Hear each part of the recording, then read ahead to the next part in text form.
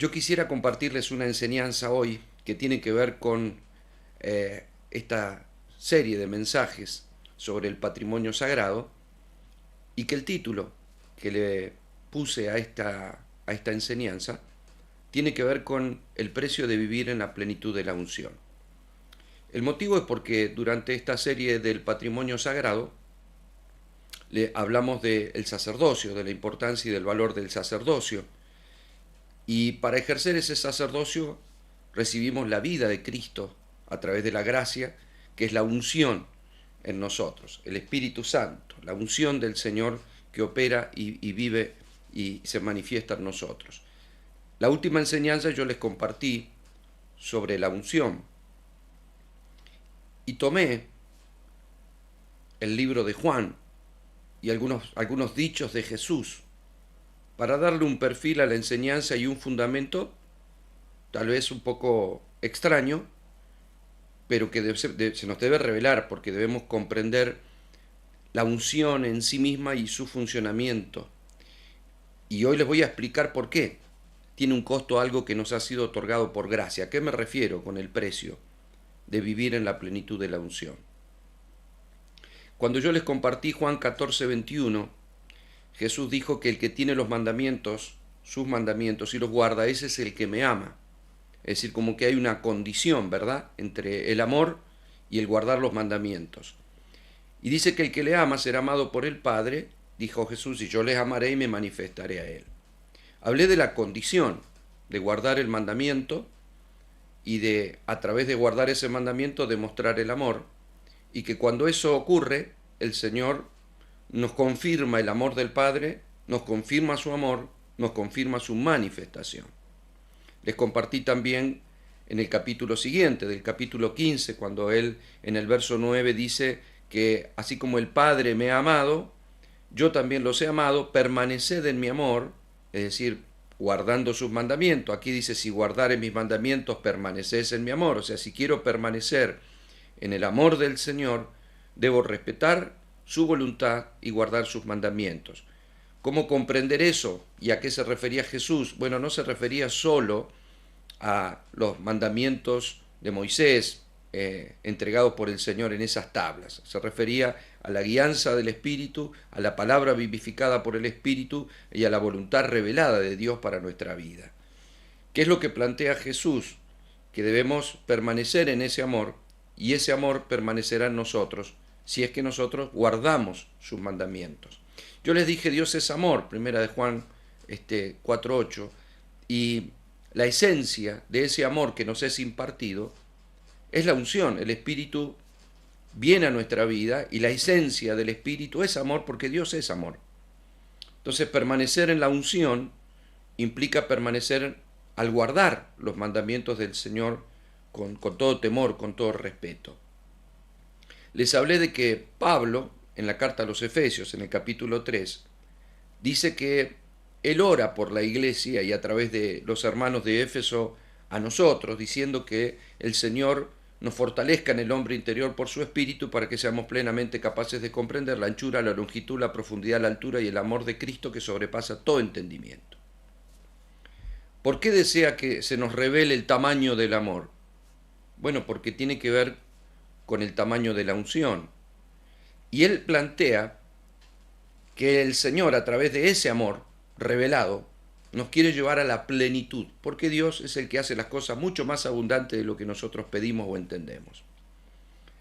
Esa unción nos conviene, no solo porque nos guía, sino porque el Padre es glorificado y nosotros podemos alcanzar lo que Él tiene para nuestras vidas. Cuando lo vemos en Jesús, vemos que a través de esa unción ocurrió lo que en Isaías 61 dice, en los primeros 3 versículos, de que el Espíritu del Señor está sobre mí porque cuanto me ungió el Padre y me ha enviado a dar buenas nuevas a los abatidos, a vendar a los quebrantados de corazón. Y bueno, el pasaje que justamente hace un ratito también compartió Antonio. Es decir, nosotros encontramos que la unción, cuya esencia es el amor, cuando se nos revela, cuando la valoramos, y cuando permanecemos en ella por causa del amor expresado en el guardar los mandamientos, empieza a fluir a través de nosotros, porque eso fue lo que ocurrió con Jesús. Fíjense que ahí, al fluir de la unción, hablamos y vemos los beneficios que Jesús provocó en las personas, al liberar al cautivo, al sanar al enfermo, al limpiar al leproso, al dar vista al ciego, a empezar a manifestar. Es decir, la primer parte del Evangelio del Reino está resumido en un mandamiento que es: amarás al Señor tu Dios con todo tu corazón, con toda tu alma, con toda tu fuerza y con toda tu mente. Evidentemente, al guardar los mandamientos, dando a Dios el primer lugar en nuestra vida, no solo en nuestro corazón, sino en nuestros pensamientos, nuestras acciones, nuestras palabras, el estar guardando los mandamientos, lo que hacemos es amar a Dios con todo nuestro corazón. Obviamente ese amor es recibido y es recíproco, porque como permanecemos en sus mandamientos, Dios nos manifiesta su amor y nos manifiesta su persona.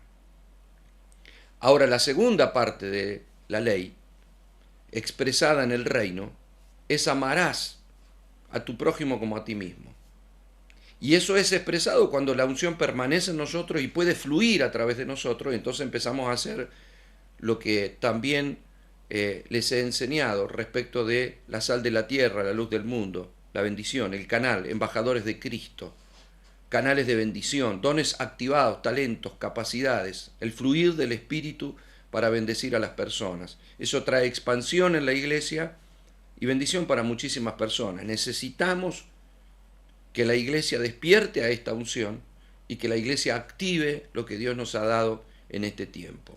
La unción no solo transforma, como lo vamos a ver ahora, sino que nos permite manifestar la esencia, la persona, la gracia del Señor a través de nuestra vida. De lo contrario, sí, seremos portadores de un mensaje, pero no de la vida y no de esa unción que rompe yugos y que yo quisiera seguir analizando en esta tarde. En Primera de Samuel, en el capítulo 10, en el versículo 6, dice: entonces el Espíritu de Dios vendrá sobre ti con poder, y profetizarás con ellos, y serás mudado en otro hombre. Esto pasó con Saúl, esto pasó con David, y pasaba con los reyes, pasaba con los sacerdotes, y pasaba con los profetas. Cuando el Espíritu del Señor era derramado sobre la persona escogida, eran mudados a otro hombre, a otra dimensión espiritual. Era un pacto adverso, porque era un pacto en el cual la unción permanecía en un objeto o sobre la persona. Es decir, la unción estuvo en la vara de Moisés, en los pelos de Sansón, en el manto de Elías, de Eliseo, y estuvo sobre algunas personas. No estaba sobre todo el pueblo, estaba sobre algunas personas: sacerdote, profeta, rey.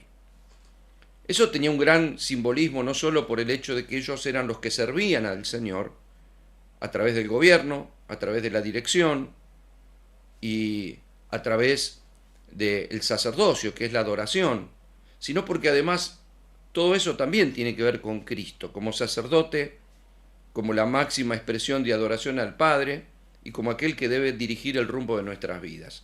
Obviamente el Espíritu de Cristo lleva las mismas características y nosotros como iglesia también. Esto es clave porque esa es la vida del reino, ¿no? El gobierno traducido a través de la unción apostólica, lo profético y la adoración, que es la base y la esencia de los ámbitos espirituales para que la presencia de Dios pueda manifestarse con libertad. Eso que ocurría sobre algunas personas, el Espíritu iba sobre la persona, tomaba autoridad sobre la persona, y entonces tenías un Saúl danzando, un David danzando, profetizando, o sea, personas que eran tomadas por el Espíritu para hacer determinada cosa. Hoy en el nuevo pacto, el Espíritu del Señor viene a hacer morada en nosotros. ¿Por qué? Porque la sangre de Cristo nos limpió. Ellos eran preservados por sacrificios, pero no eran justificados. Por lo tanto, no eran santificados en la misma dimensión que nosotros en este nuevo pacto, a través del sacrificio de Cristo y la sangre perfecta derramada en la cruz del Calvario. Entonces el Espíritu que iba sobre algunas personas, sobre nosotros, bueno, permanece en comunión con nosotros, su vida es impartida. Todos tenemos al Espíritu del Señor si hemos recibido la gracia de la vida en la persona de Cristo. Pero hay una plenitud de vivir en esa unción o saber que poseo la verdad de la vida del Espíritu. Hay personas que no se le nota y hay personas que dan fruto. La idea es que por los frutos seremos conocidos, y el fruto del Espíritu es amor, paz, paciencia, gozo, confianza, mansedumbre, templanza, benignidad y fe. Esto debe ser producido, fíjese que dentro de todo eso también está ese amor, debe emanar de nosotros a través de la unción y de la vida del Espíritu, así como la activación y el desarrollo de los dones, talentos, capacidades, dones de sanidad, dones de liberación, dones de poder, dones de fe, dones de milagro, dones de discernimiento espiritual, dones espirituales, el don de lengua, los dones que el Señor ha repartido a cada uno de nosotros. Y digo hoy, más que nunca, la Iglesia necesita un recobro de todo eso.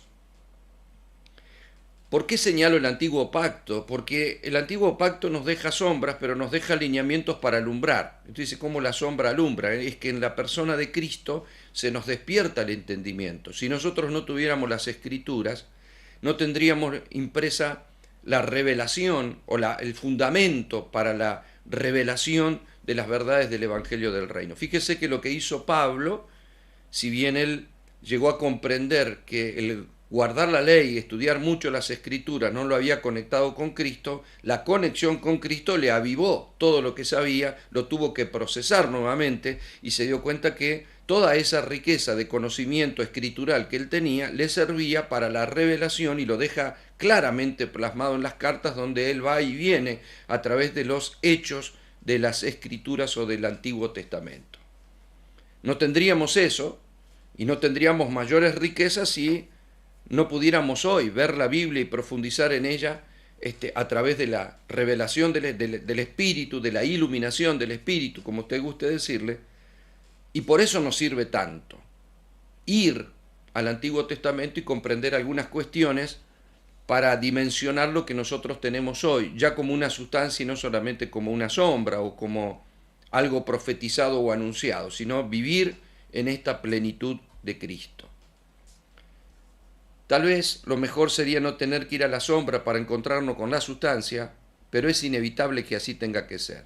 De hecho, Jesús le dice a los discípulos, cuando Él les dio ciertas enseñanzas que ellos no lograban asimilar, que no se preocuparan, que cuando viniera el Espíritu Santo les iba a recordar lo que iba a enseñar, que lo que Él había enseñado, y que además les daría entendimiento de lo que Él les había enseñado. Por lo tanto, hay cosas que los discípulos no entendieron caminando con Jesús, escuchándolo de manera directa, pero ya después de la muerte y la resurrección de Cristo, al ser impartidos por la vida del Espíritu, cuando fueron llenos del Espíritu, comenzaron a comprender las Escrituras y lo que Jesús les había hablado. Por eso es tan importante que nosotros sigamos encontrando las riquezas ahí, ¿no? La Biblia dice que el reino es como alguien que saca de un baúl, de un cofre, de un tesoro, cosas viejas y cosas nuevas. Por eso es tan importante que nosotros podamos ir y venir y encontrar los fundamentos en las Escrituras para saber lo que tenemos hoy. Y yo quiero fundamentar lo que estoy diciendo de por qué puede haber un precio en algo que recibí por la gracia. Si la gracia del Señor vino a nosotros, la sangre de Cristo nos limpió por gracia, el Espíritu Santo vino por gracia. ¿Me fue dado? Sí. Ahora, ¿por qué? Para vivir en la plenitud de lo que me llegó por gracia necesito pagar un precio. O sea, suena como feo. Usted lo debe haber escuchado muchas veces. El precio, hay que pagar el precio. Nosotros lo hemos recibido en Cristo por la gracia. La gracia no tiene precio, es un regalo. ¿Y por qué? ¿Y a qué me refiero con el hecho de un precio determinado para vivir en la plenitud de lo que ya me fue otorgado? Ahora se los voy a explicar. En las Escrituras, en el hebreo, hay algunas definiciones. Yo les hablé de lo que significa la unción, de las definiciones básicas de que, bueno, tenía que ver con un acto mediante el cual lo usaron en el antiguo pacto para la consagración, pero venía de los pastores que ungían con aceite a las ovejas, y lo pueden ver en el video de la enseñanza anterior. Pero hay algunas palabras que también nos enriquecen el término, porque En el hebreo, por ejemplo, la palabra balal, cuya principal raíz significa inundar, rebosar, especialmente con aceite, la persona ungida, este término tiene que ver o define lo que es la unción, es decir, inundar o rebosar.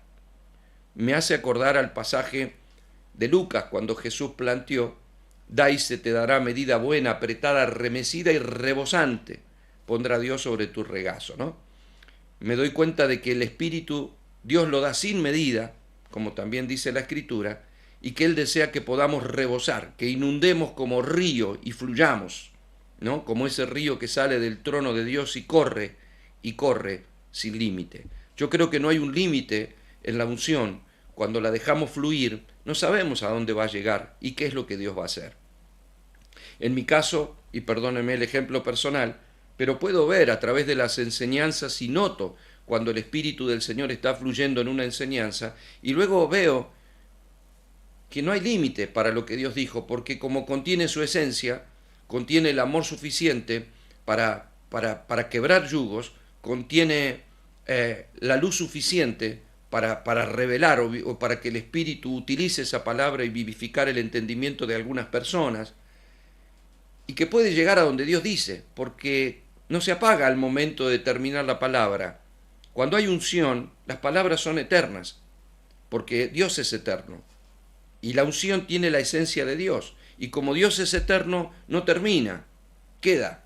Los científicos dicen que los sonidos quedan deambulando, y aunque el ser humano no pueda escuchar con sus oídos naturales, los sonidos, muchos sonidos no se apagan, sino que quedan dando vueltas en otra dimensión. Bueno, así creo que es la palabra de Dios. No volverá vacía, sino que hará aquello para lo que Dios la envió. Así que uno la suelta y es eterna. Uno no sabe a dónde, de qué manera, cómo, pero llega, porque lo que Dios quiere darnos abunda y sobreabunda y rebosa.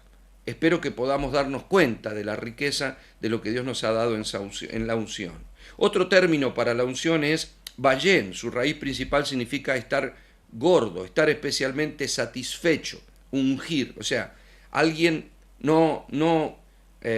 cuando dice gordo habla de la gordura, habla de la plenitud, de la llenura, de la riqueza que podemos obtener en nuestra vida espiritual.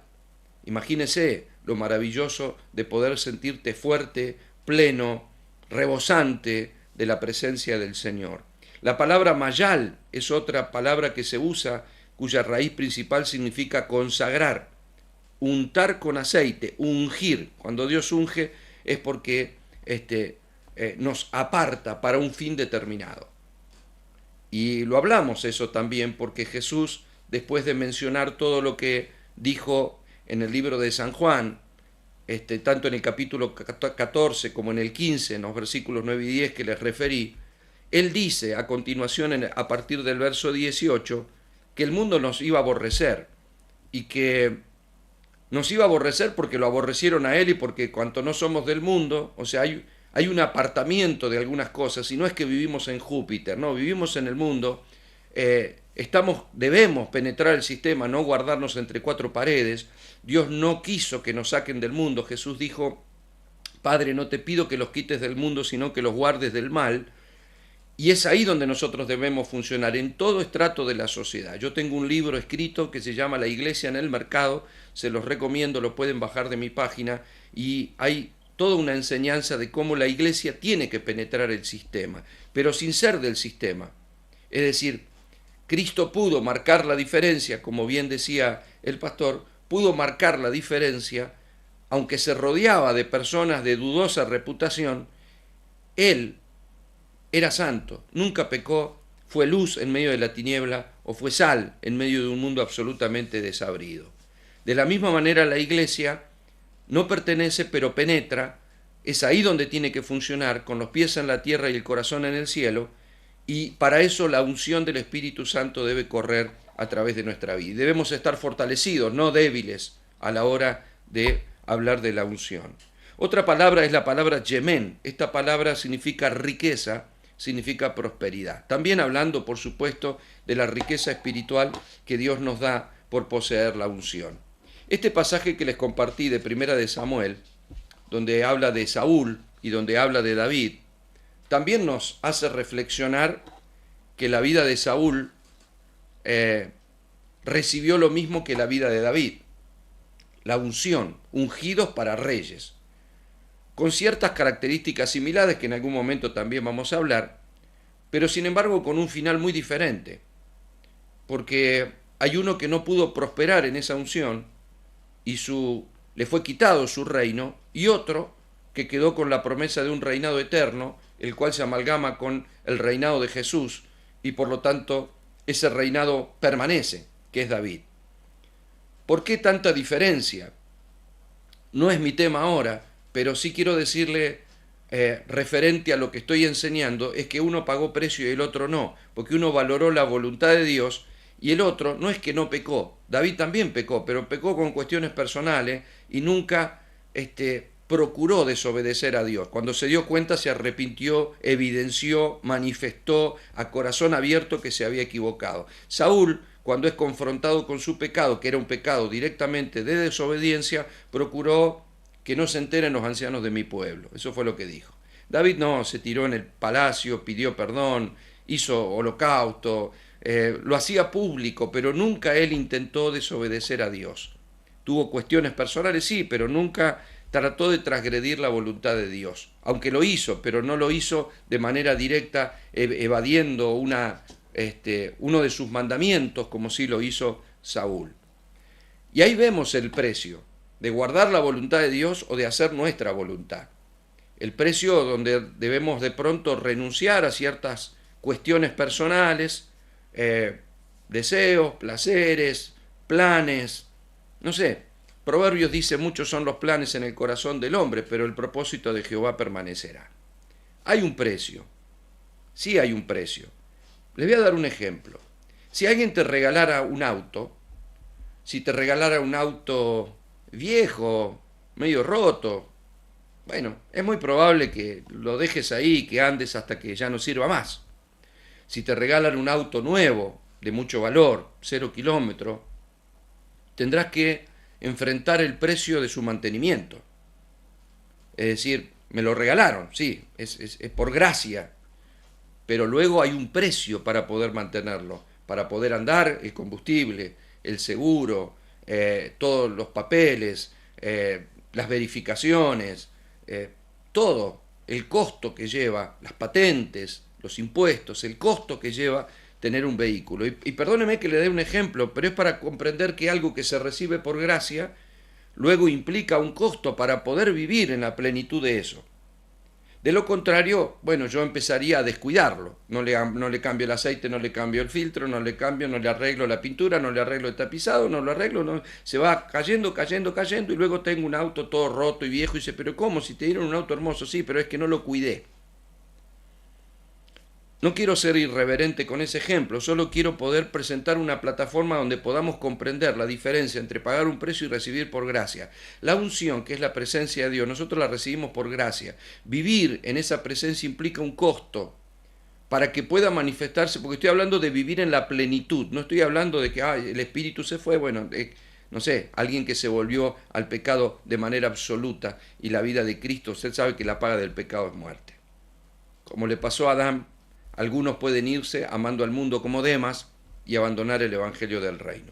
Pero, si de pronto nosotros vivimos en la unción, vivimos en la presencia, hay dos maneras de poder vivir en eso, en la plenitud, porque voy a más, o como un cristiano que va a la reunión, que algún versículo todos los días leo, y si no lo leo me lo acuerdo de memoria, un ratito oro, con el Señor estoy bien. Algunos incluso dicen, bueno, no me estoy congregando, pero siempre escucho alabanza, escucho los programas de radio, miro un poco el canal cristiano, veo alguna prédica en YouTube. La verdad que el Señor estoy bien, y hablan del Señor y del Señor. Yo conozco gente aquí con la que hablo y siempre me saca el tema del Señor, ¿no? Sabiendo que soy pastor, como que les gusta hablar del Señor.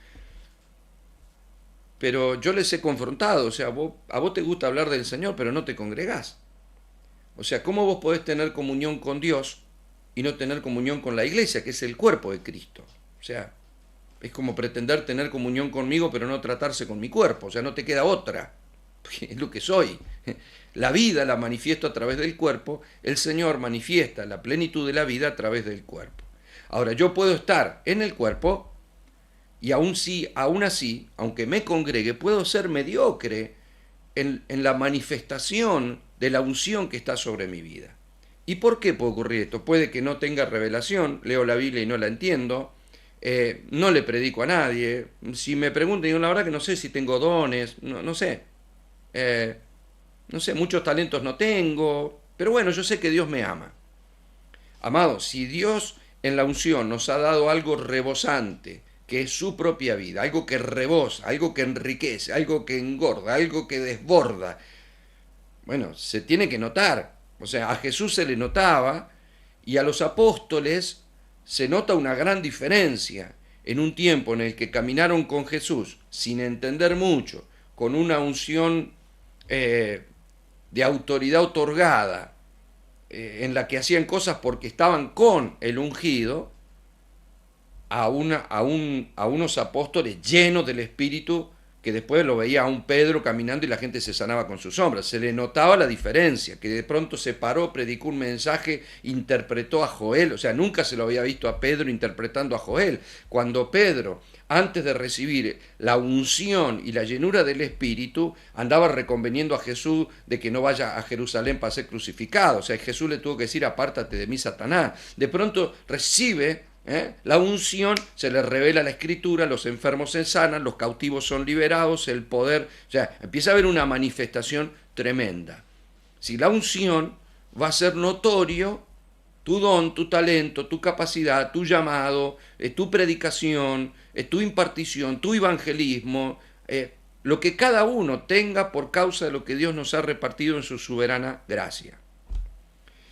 Hay una historia, se lo voy a explicar con una historia, si usted me permite, que por cierto es una historia real, de alguien llamado Asa Alonso Allen. Asa Alonso Allen, o A.A. Allen, como le llamaban habitualmente, usted lo puede buscar en internet.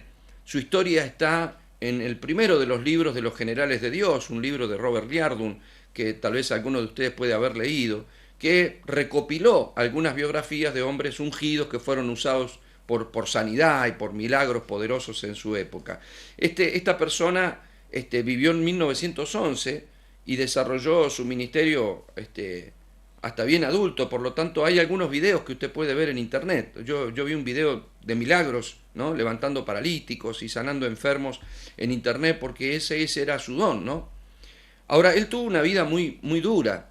En el libro cuenta de qué manera cuando él era chiquitito, sus padres eran alcohólicos, su madre era una mujer adúltera, y como alcohólica dice que cuando él era pequeñito y estaba en la cuna, ella le daba la mamadera con vino, con alcohol, para que él se emborrache y descansara y se durmiera y la dejara tranquila. Toda su infancia fue muy difícil. A los 14 años se fue de su casa, vivió en los trenes, vendía cosas en los trenes y hacía sus fechorías, ¿verdad?, por ahí, de un vagón a otro y viviendo en las estaciones de tren. A los 21 años, él pasa por una iglesia, escucha a una predicadora, una mujer que estaba predicando, se sintió conmovido por el mensaje y él entró y bueno, su vida cambió, ¿no? Le entrega su vida a Cristo y empieza una vida totalmente diferente. Es librado del alcoholismo, es librado de esa vida de desenfreno, de abandono, como estaba, porque él a los 21 años ya era alcohólico, igual que sus padres. Él logra salir de todo eso, comienza un ministerio, pero al ver él algunas personas que funcionaban en dones, en poder, en una época de avivamientos pentecostales, donde había poder y manifestaciones de sanidad, que la iglesia debe recuperar, pero, a ver, no es que Dios no quiera darnos cosas, es que la iglesia necesita despertar a la pasión. Cuando no hay un pueblo apasionado, no es que Dios no quiera hacer cosas. Somos como portales cerrados para que Dios pueda manifestar lo que desea manifestar. La unción no fluye, la palabra se torna palabra. No hay una unción moviéndose en las reuniones, y esto no tiene que ver con un pastor. Lamentablemente, en estos tiempos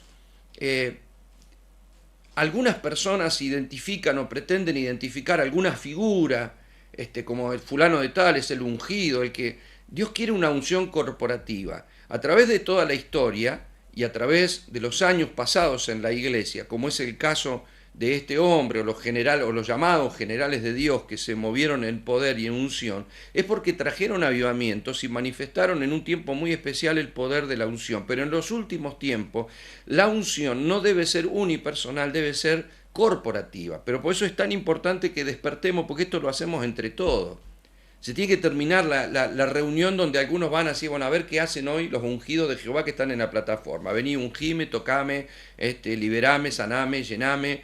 No, tenemos que, por eso el llamado a pagar el precio todo, no porque tengo un ministerio, no, somos llamados a vivir en la plenitud de la unción, porque donde, imagínense, un grupo de hermanos, como en la iglesia del primer siglo, llenos del Espíritu, creaban ámbitos donde el Espíritu se mueve y pasamos de la unción a la gloria. En la unción está nuestra intervención, pero en la gloria Dios nos sacó todo de las manos e hizo lo que se le dio la gana. Necesitamos que Dios nos saque de las manos nuestros órdenes de culto, nuestros ámbitos, y alguien me dijo, bueno, pero entonces tenemos que dejar de buscar tanto orden. No, el orden lo tenemos que establecer, porque si Dios no me ha sacado el orden, tampoco me voy a poner a ser desordenado por aparentar que estoy fluyendo en el Espíritu. Muchos que dicen fluir en el Espíritu son unos místicos desordenados. Y no es la idea.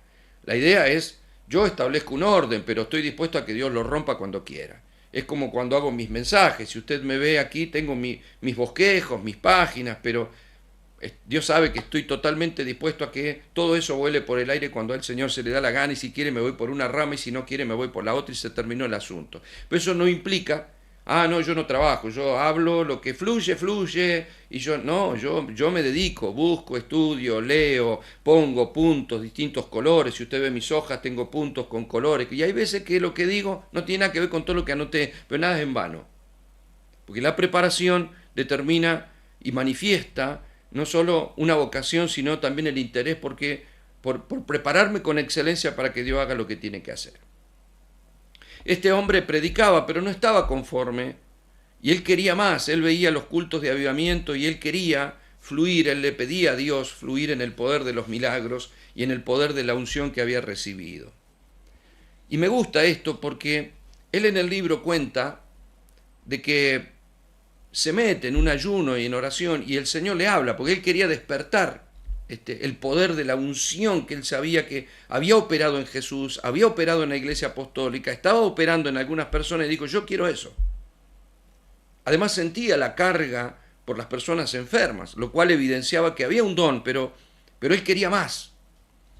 Así que en ese ayuno que él hizo, el Señor le habla y le da algunos puntos, ¿no?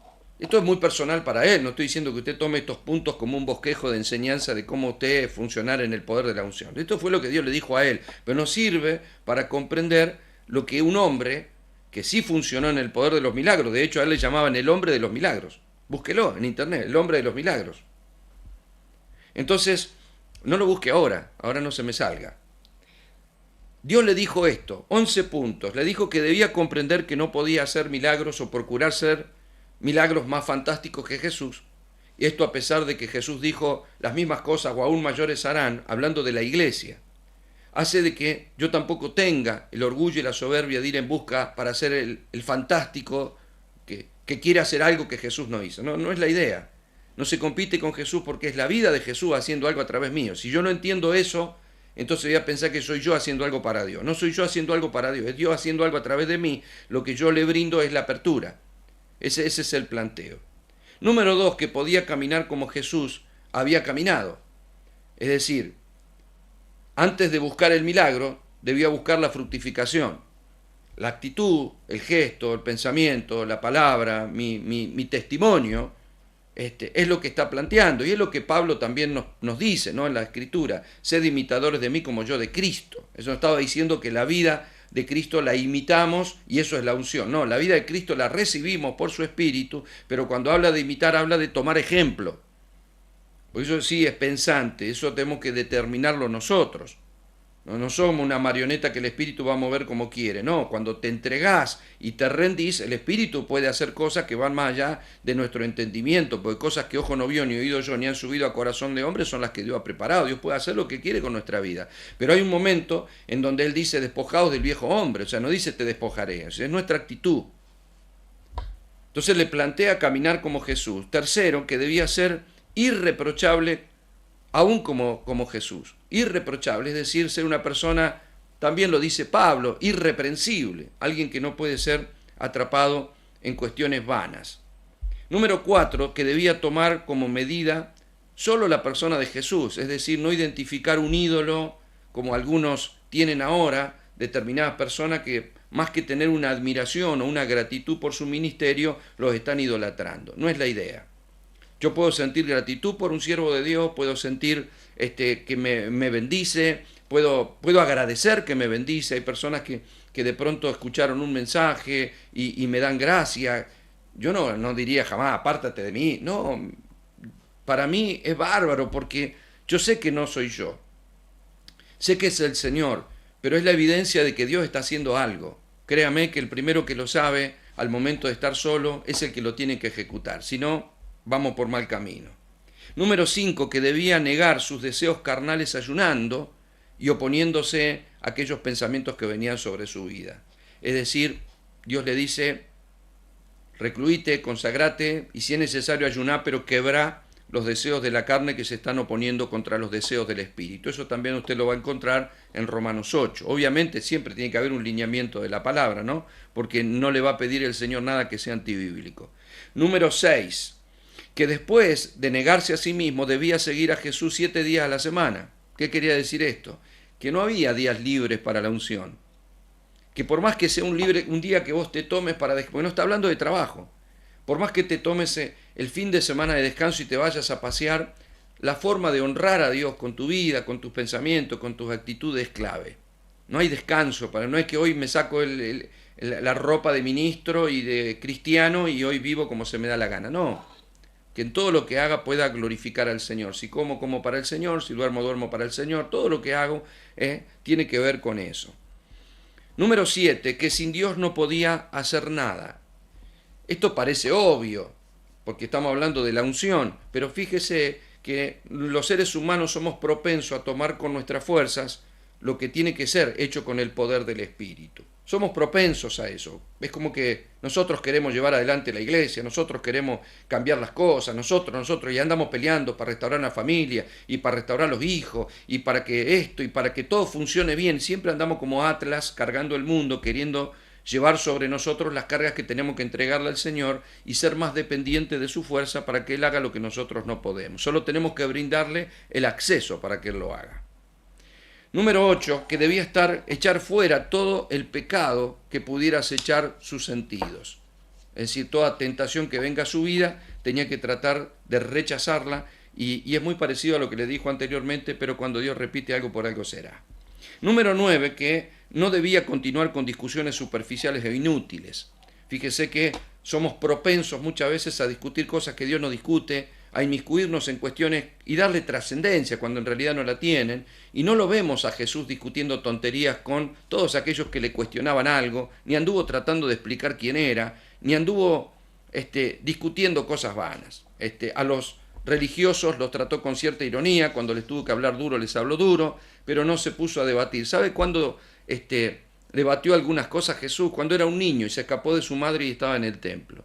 Es decir, cuando hay inmadurez espiritual puedo tratar de discutir con los religiosos, pero cuando maduré en el reino hay cosas que no se discuten, que lo entiendan solitos. Número 10, que debía entregar a Dios su cuerpo enteramente para siempre. Tercera vez que repite algo parecido, ¿verdad? Es decir, consagrarse a Dios, ayunar para quebrar sus deseos pecaminosos, echar fuera, dijo por segunda vez, todo lo que sea pecado de su cuerpo, y ahora dice que debía entregar a Dios su cuerpo enteramente y para siempre. Y número 11, que debía creer todas las promesas de Dios en las Escrituras para poder vivir en la unción. Ahí él comprende que había un precio que pagar. Empieza a fluir en los dones y empieza Dios a hacer cosas extraordinarias a través de su vida. Después de unos años, eso menguó.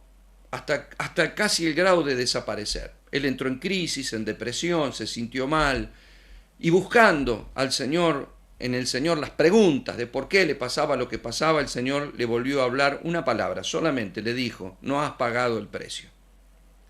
Por eso quise hablarles del precio, de la unción, no porque tengamos que pagarla, sino porque hay un sacrificio detrás para vivir en la plenitud que la unción nos propone, como dijo Pablo en esa plenitud prometida en Efesios capítulo 3. ¿Qué es precio? Si lo buscamos en el diccionario de la Real Academia Española, es esfuerzo o sacrificio que se necesita para conseguir una cosa. Una definición del típico diccionario de la Real Academia. Entonces, a eso me refiero, a eso me refiero. Quisiera que vayamos a Éxodo, capítulo 30, verso 22, y ya entramos en zona de concluir lo que les quiero compartir. Dice: mas habló Jehová a Moisés, diciendo: tomarás especias finas de mirra, excelente, 500 siclos, y de canela aromática de mitad, esto es 250, de cálamo aromático 250, de casia 500, según el ciclo del santuario, y de aceite de oliva, un hin, y harás de ello el aceite de la santa unción. Superior ungüento será el arte del perfumador, será el aceite de la unción santa. Con él ungirás al tabernáculo de reunión, el arca del testimonio, la mesa con todos los utensilios, el candelero con todos sus utensilios, el altar del incienso, el altar del holocausto con todos sus utensilios, y la fuente y su base, y así consagrarás, y serán cosas santísimas, todo lo tocante en ellos será santificado. Ungirás también a Aarón y a sus hijos y los consagrarás para que sean mis sacerdotes. Y hablarás a los hijos de Israel diciendo: este será mi aceite de la santa unción por vuestras generaciones. Acá vemos una figura gloriosa y vemos que todo era ungido en el santuario con ese aceite. Símbolo de la unción, es claro aquí, ¿no? El símbolo del aceite de la santa unción. Antiguo pacto, era un aceite.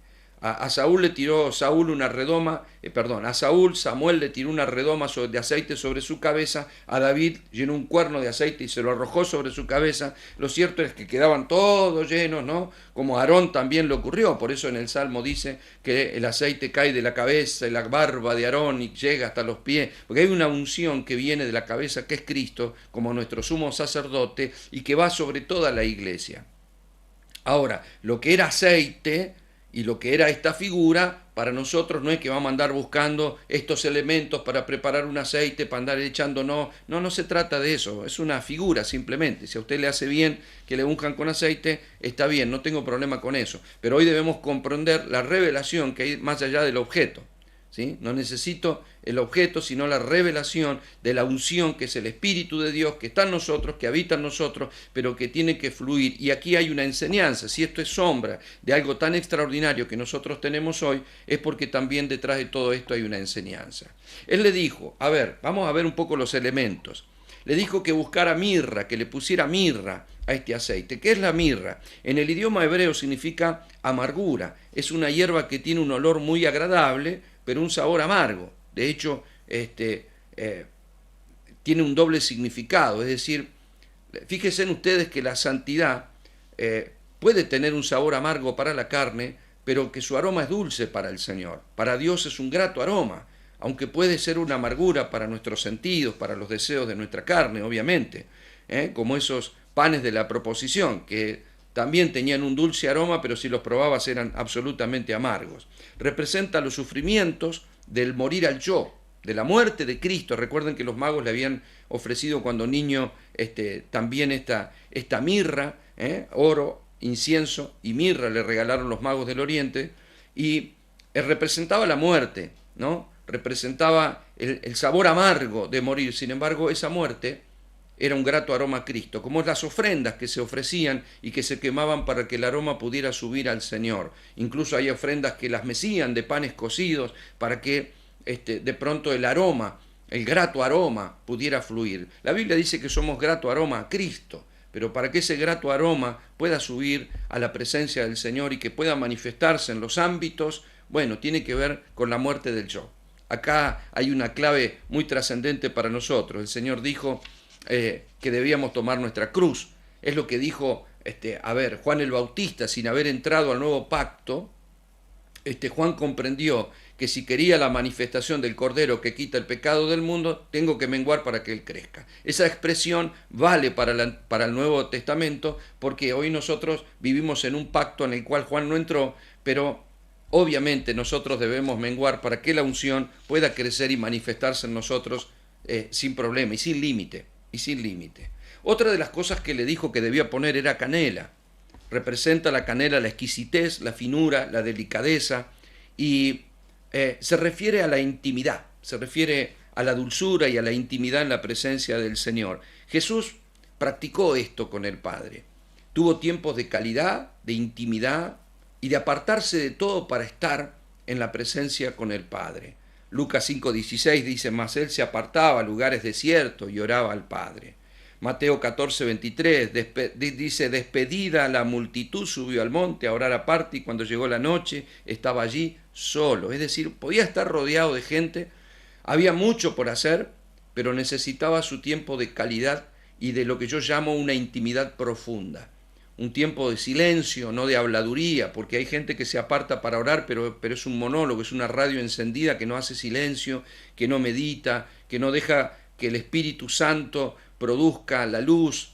La Biblia dice que en su luz veremos la luz, y esa luz se manifiesta cuando dejamos que el Espíritu Santo nos muestre lo peor de nosotros. Yo siempre digo, si un hombre, una mujer actúan mal en cualquier área de su vida, pero tiene una oración o un tiempo de intimidad con el Señor, donde de pronto apaga todos los medios y todos los ruidos y hace silencio, el Señor te corrige.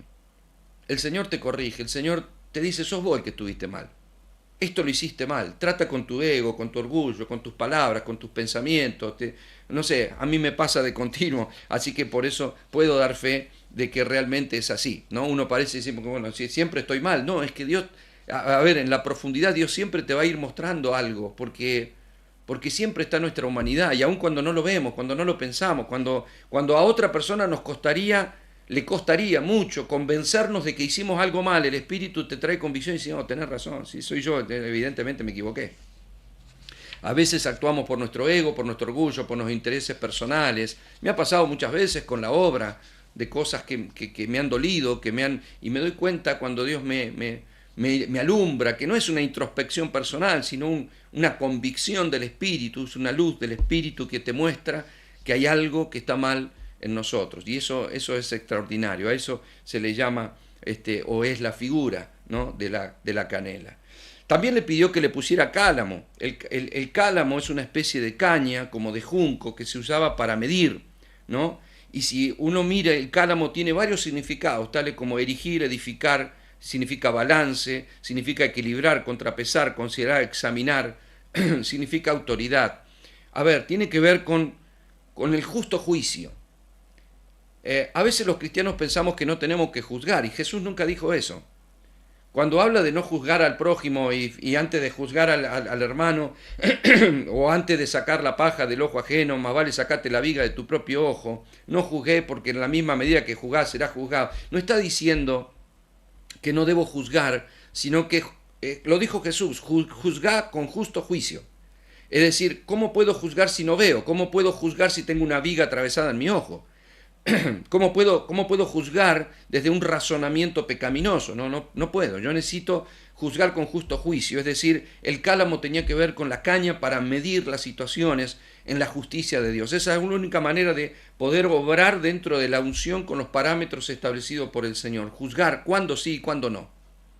La mente siempre va mucho más allá, las decisiones nuestras siempre van mucho más allá, pero la medida justa la tiene siempre el Señor.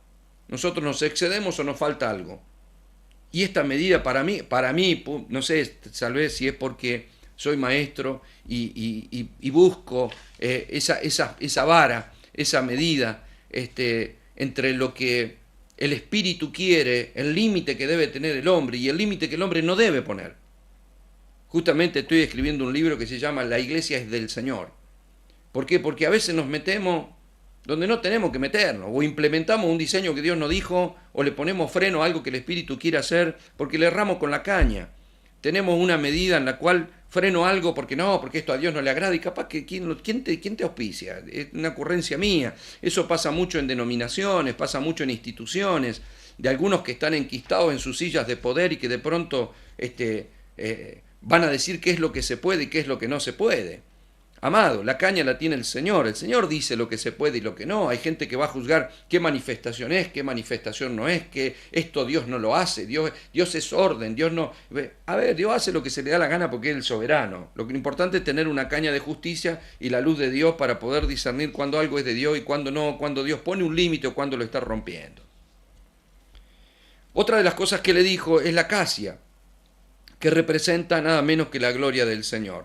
La acacia es el ingrediente de la santa unción que nos hace verdaderos adoradores.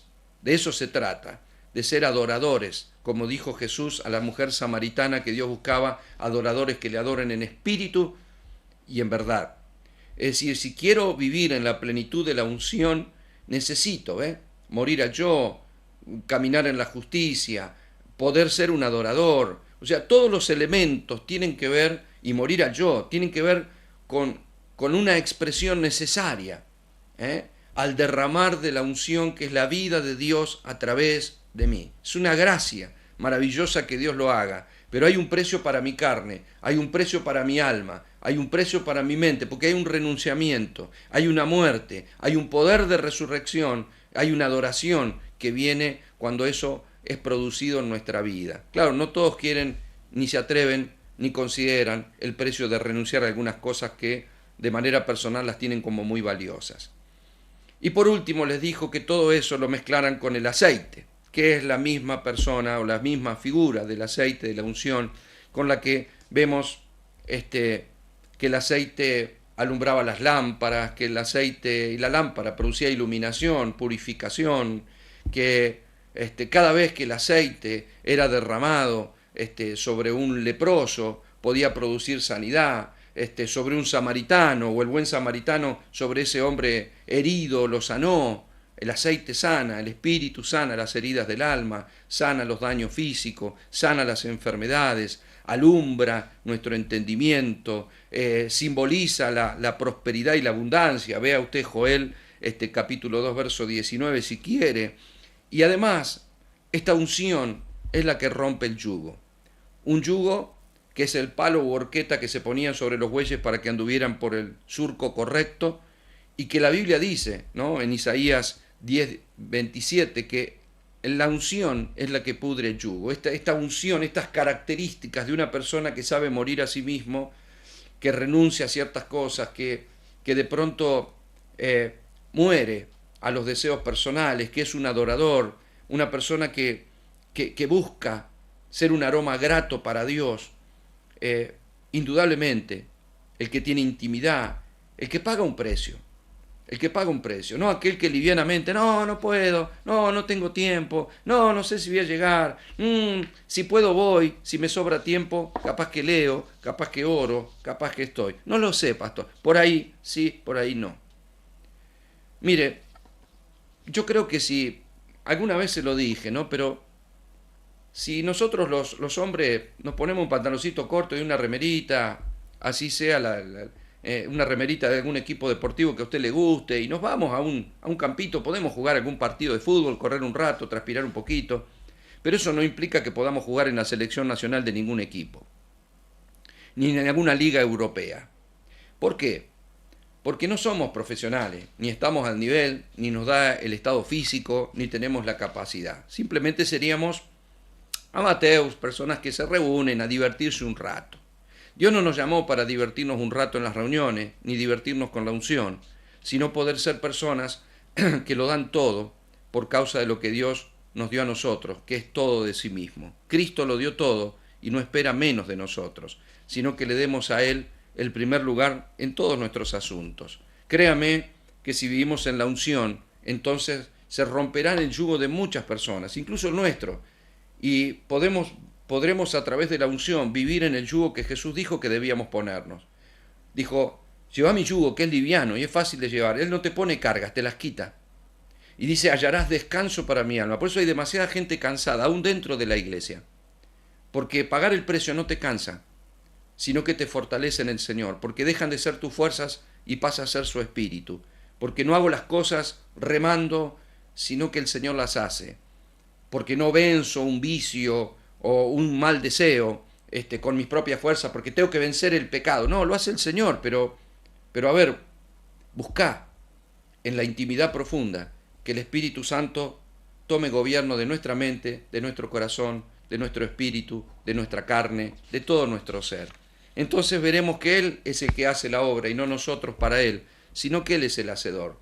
Nos gozaremos y disfrutaremos de una vida de plenitud en donde Dios puede cambiar nuestra manera de pensar, nuestra manera de sentir, y que pone en nosotros el querer como el hacer por su buena voluntad. O como dice, eso lo dice Filipenses 2.13, pero también lo dice el libro de Hebreos en el capítulo 13, donde dice que Dios es el que hará en nosotros lo que es agradable delante de Él por medio de Jesucristo. Todo lo hace Él.